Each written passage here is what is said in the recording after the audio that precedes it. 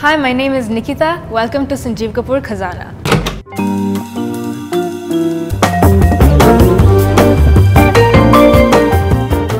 Today, before we start cooking, I want to talk a bit about my MasterChef journey.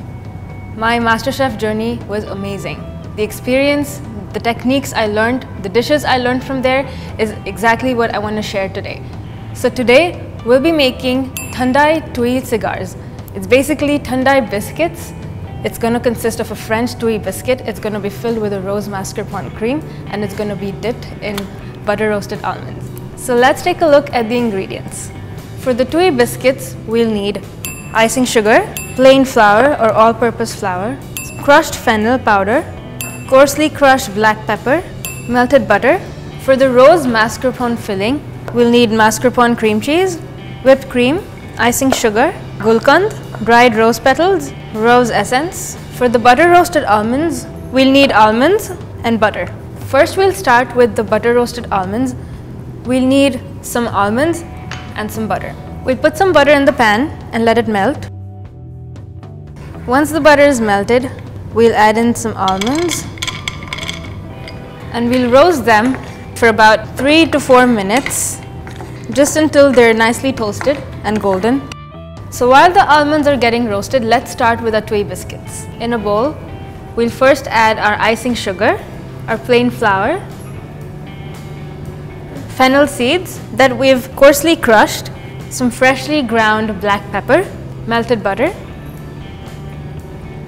These are all the flavors that go into the Thandai drink, but we're only using fennel and black pepper in the biscuit, and then we'll add the rose and the almonds in the cream. We will start to mix this with water. During MasterChef, we had a dessert week, which was our first week after boot camp. And we were asked to make one dessert using just 10 ingredients. We had to dedicate the dish to our loved one, so I decided to make a Thandai platter. I made a gulkand mawa cake, I made a black pepper cream, and I made fennel tuiles. So basically, this recipe today is inspired from that one. The batter looks a little thick right now, so we'll go ahead and add a little bit more water and give this a good mix, and it looks ready. So basically, let me show you the consistency of this. You want a really thin pouring consistency.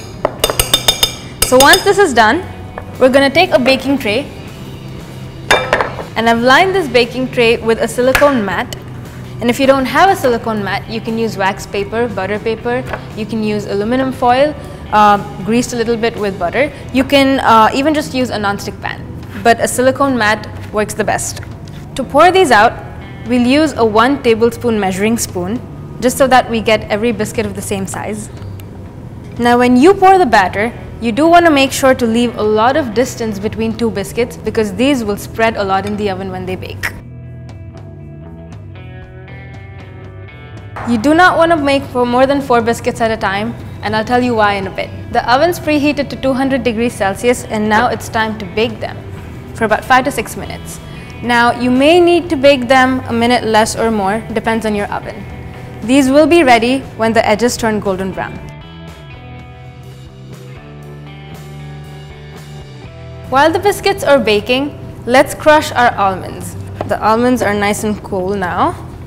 When they cool down, they will turn crunchy, so it's easier to grind them. I'm using a chili garlic grinder to grind these almonds. You can use a machine, but the machine might turn them into a fine powder, and you want coarsely chopped almonds, so this works perfect. This is done, and we'll take this out. I think these are done. As I said, the edges will turn golden and the center will remain white. And now it's time to roll them. Using a palette knife, gently lift one of the biscuits. Using a wooden spoon like this with something cylindrical, carefully roll this like that. Keep the seam side down. And we will do this with the remaining biscuits. Now the reason I said to make just 4 at a time was exactly this. If you make more than 4, you probably won't be able to roll them in time. And when these cool down, they will harden and they will be impossible to roll. Now we have all the tuiles rolled. Once they're cooled, after a couple of minutes, we'll slide them out the wooden spoon. These are now completely cooled, and let's remove them from our wooden spoon. So now our tui biscuits are ready, our roasted almonds are ready. Let's move on to the filling. We have some mascarpone cream cheese, some icing sugar, some gulkand, some rose extract, just a few drops, and some dried rose petals. We'll crush these a bit with our hands and give this a good mix until it's nice and smooth. Even in the filling, you can play around with the flavors of your choice. Like I mentioned, you can add kesar, you can add elaichi, you can add orange peel, lemon peel. So now the mascarpone, gulkand, rose petals and rose essence, it's all mixed up very well. And now it's time to fold in the whipped cream. We fold in very little bit at a time and fold it very gently. We're adding the whipped cream just to lighten up the mascarpone. If you don't have mascarpone cheese, that's completely fine. You can still make this dish using fresh cream or even just plain whipped cream. So our filling is ready. If you see, the cream is nice and light. And now we will fill this in a piping bag. If you plan to make these at a dinner party, then make sure you fill the tuiles right before serving or else they will go soggy. And start to fill your tui biscuits. And now the open ends, just dip them in the butter roasted almonds.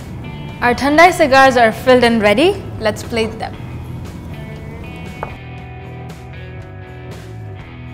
As you can see, this looks really delicious. It's nice and crispy on the outside, nice and creamy on the inside, buttery almonds on the sides. I can't wait to eat them.